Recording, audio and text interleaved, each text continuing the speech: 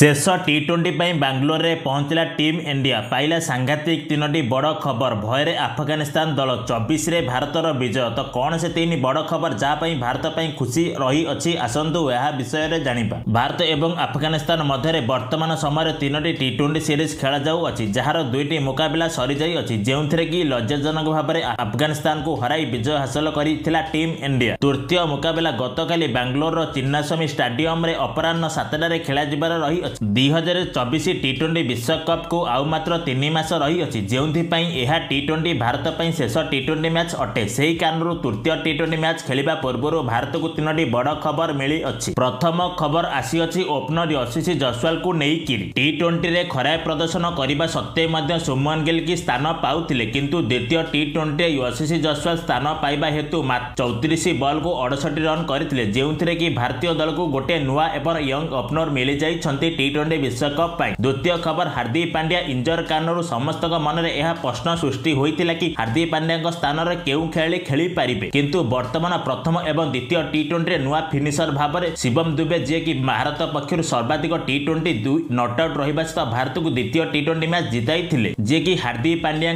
Replacement करि पारंती। यह दीर्घ 14 मासर अपेक्षा पर टी20 दल को रोहित शर्मा एवं विराट कोहली जोड़ी फेरी यह कन्फर्म हो जाई अछि कि 2024 टी20 विश्वकप रे मध्य 2 जण खेलिबाकू जाउछन्ती। आपण मानक मधरे केउ खबरटी आपण मानको बहुत पसंद आसी अछि कमेंट करी निजर मतामत जणाନ୍ତୁ।